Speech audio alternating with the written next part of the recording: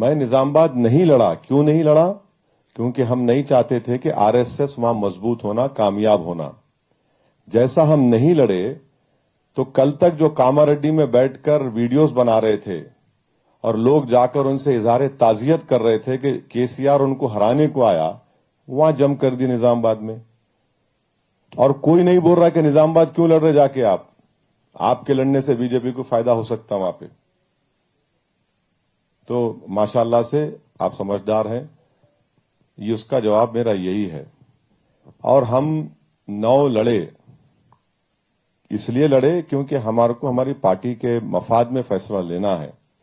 یہ بات بالکل صحیح ہے. میں اپنی تقاریر میں کہا ہوں کہ نظام آباد اربن پہ بھی ہم لڑنا چاہتے تھے، پارٹی کے لوگ کریم نگر ٹاؤن میں بھی لڑنا چاہتے تھے، محب نگر ٹاؤن میں بھی لڑنا چاہتے تھے، مشیر آباد میں بھی لڑنا چاہتے تھے.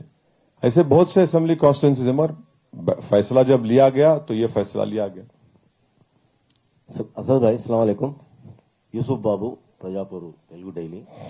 اسد بھائی، آپ راہل گاندھی صاحب کو حیدرآباد میں آ کے الیکشن میں لڑو بول کے آپ بول رہے ہیں، لیکن انہوں نے کیرلا میں کرے، یو پی میں کرے.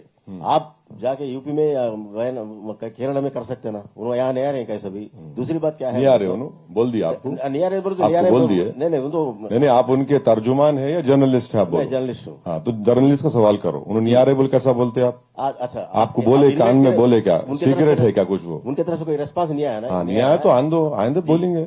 آپ سنیے آپ کا سوال کیا ہے، بولو آپ. جی نہیں، آپ کا سوال کیا آپ ہے؟ انڈیا میں ہر جگہ جا کے کانٹیسٹ کر رہے ہیں. اچھی بات ہے. آپ سن لیجئے. آپ چاہ رہے کہ میں جا کے لڑوں امیٹھی؟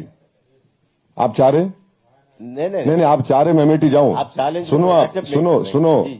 نہیں دولے بھائی نہیں گئے تو ہار گئے، سمجھے نا آپ. ہم نہیں گئے تو امیٹھی ہار گئے. اب گئے تو کتنا روئیں گے؟ سوچ لو آپ. نہیں گئے تو اسمرتی ایرانی ان کو ہرا دی. اپنے بابا دادا کی سیٹ بار بار یہ کانگریسی بولتے دارالسلام گوشا محل میں نہیں لڑ رہے. ارے بھائی تمہارے پردادا کی سیٹ، تمہاری دادی کی سیٹ، تمہارے والد کی سیٹ، تم اس کو نہیں بچا پائے اور ہم نہیں گئے تو امیٹھی ہار گئے. وائناڈ اس لیے جیتے کیونکہ مسلم لیگ وہاں پر 35% مسلم ووٹ دلائی راہل گاندھی کو، اسی لیے جیتے.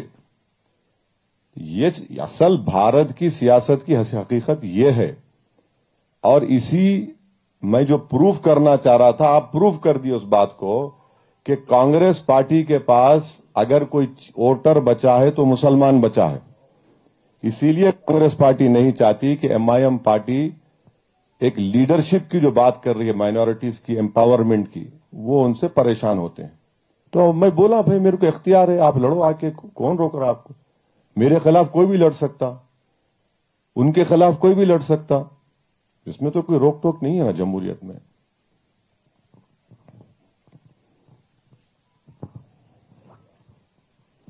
Sir, I'm Vivek from the New Indian Express. Yes, sir. Please tell me. Hypothetically speaking, let us just assume that no political party gets absolute majority.